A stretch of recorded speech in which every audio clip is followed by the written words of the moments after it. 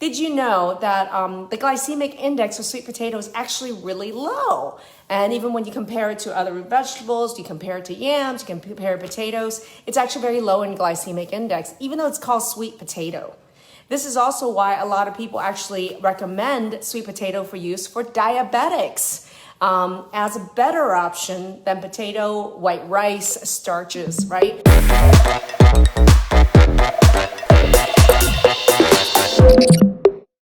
All right, everybody. First of all, what is a tray bake? A tray bake is a bake of either vegetables or starchy root vegetables.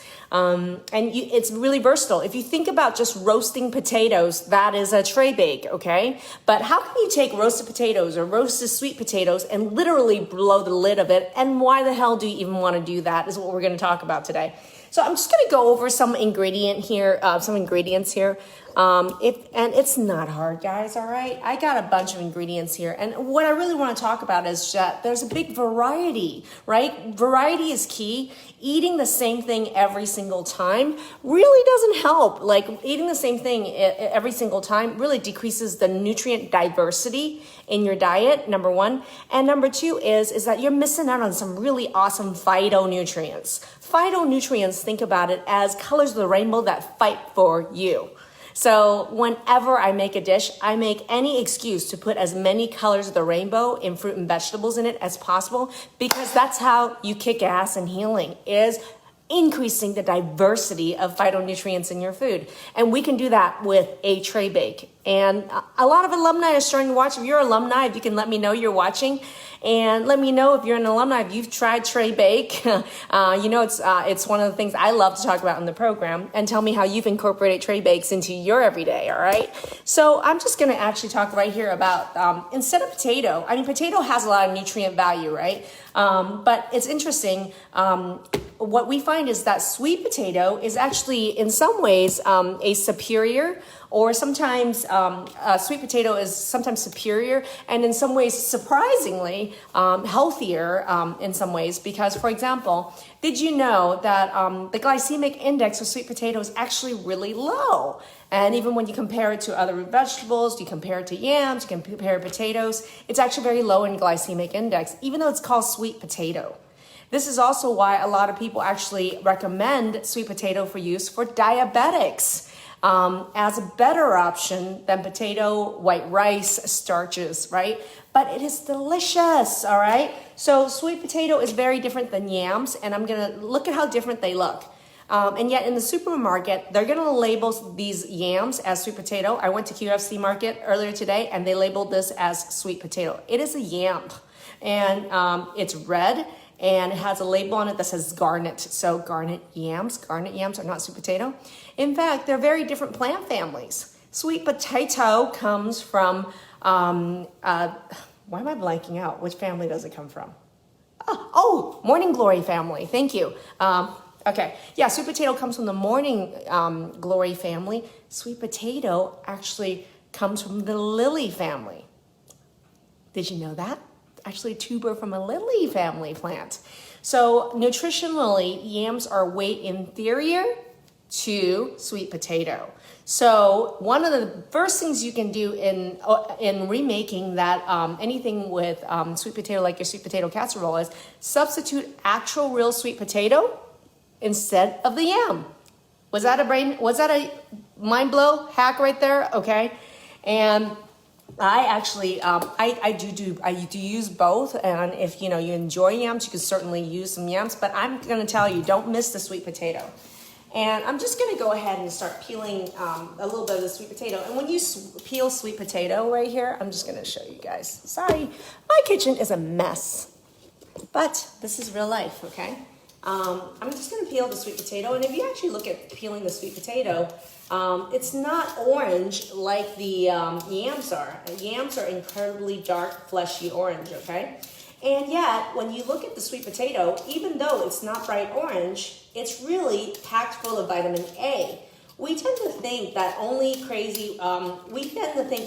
orange vegetables are filled with vitamin A. So yeah, obviously you think carrots are going to be linked to vitamin A, right? Because it's really orange. But did you know sweet potato is also packed with vitamin A? You don't have to be orange to actually be packed full of vitamin A. And why is vitamin A really important? Well, I think this is why, for me, I'm just going to cut these. And it's really important when you do tray breaks to make things in equal size.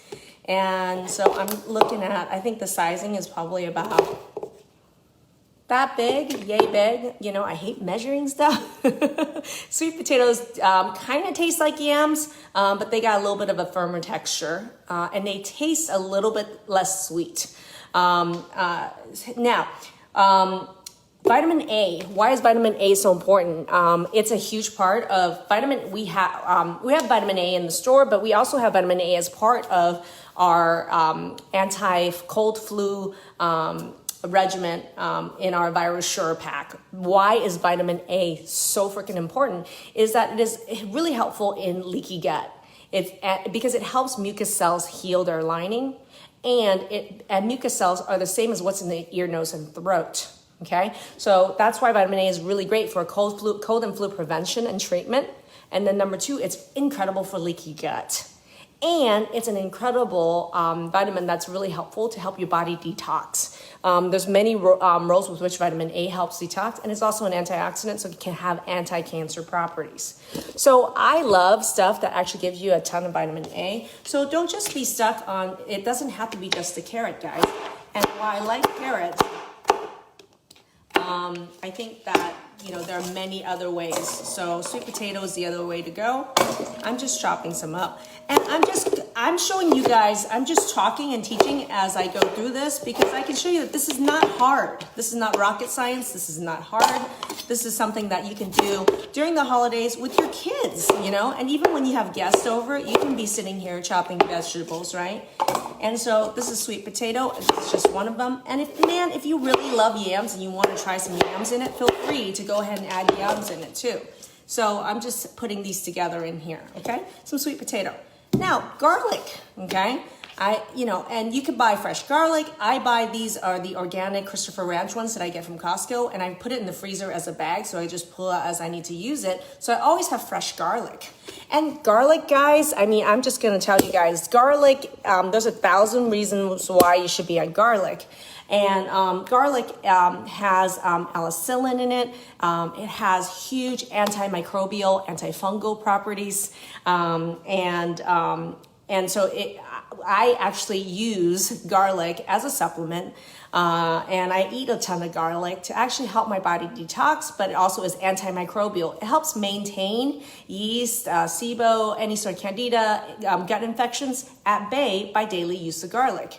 And when I do a tray bake, I probably like to do it whole because I like the whole roasted garlic. And if you cut it too small, it might burn. So it's the whole sizing thing, which is I kind of want to keep everything in this tray bake around a similar size so they cook at a similar time. So I'm going to use them whole.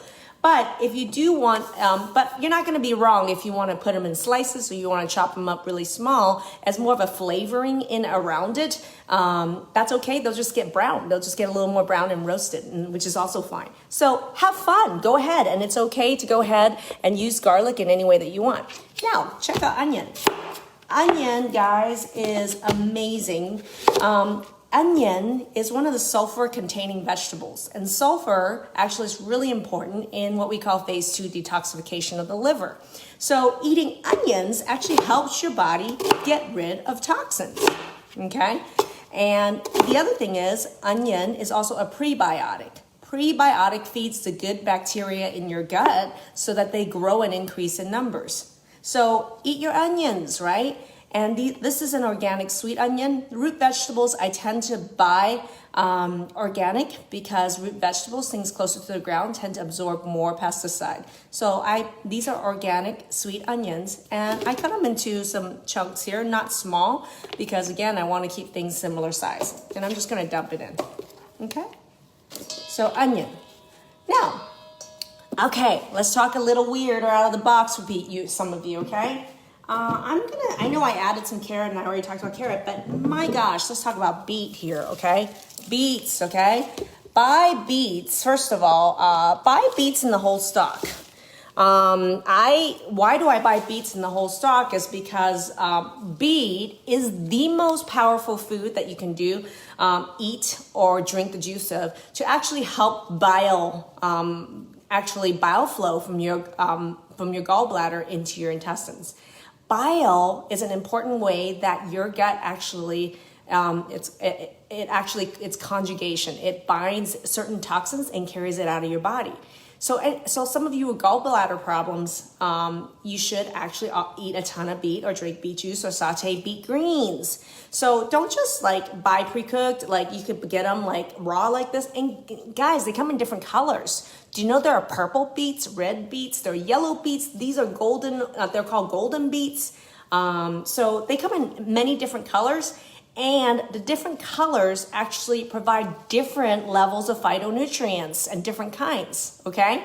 Just like, do you know there's sweet potato that's purple? And the purple sweet potato actually contains a lot of purple phytonutrients that's really great for the brain. So yeah, it's not just regular sweet potato, there's purple sweet potato. So if you can find vegetables that are purple, it's really great for your brain.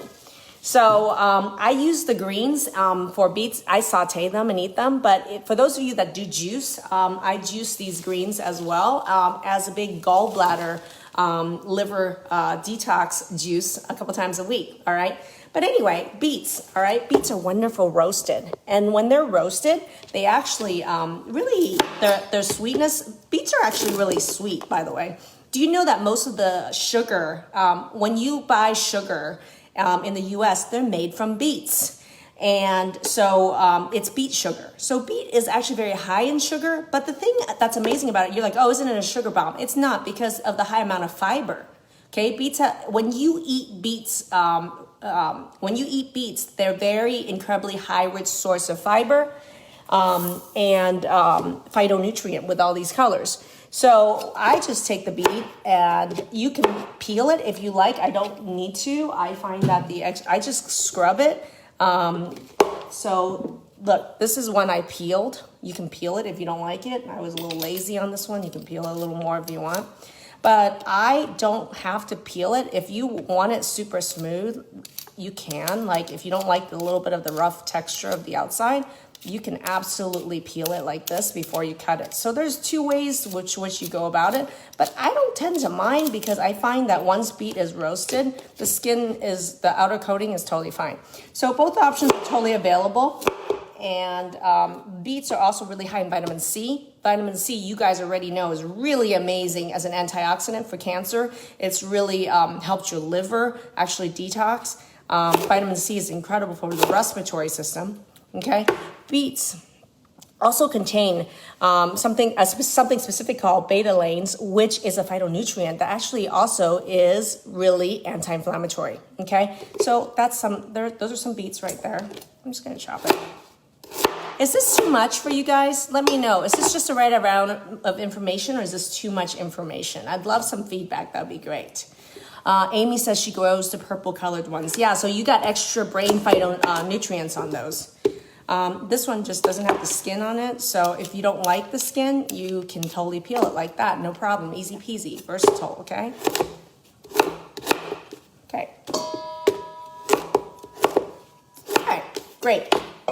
Okay, so it's about developing a new relationship with food once you understand and get educated in our program. And if you're interested in learning more about our program, or you're ready to do our program, Transform Autoimmune, I'm gonna have Core put a link there. You can book a call with us. But for me, one of the things that alumni, and any alumni, I would love feedback on this, is how do you think being in our program and working with me has changed your relationship with food? And how have you used food to heal your body? It's just an incredible, versatile, powerful, fun, delicious tool to be able to use. And literally that's 1% of what we do in the program.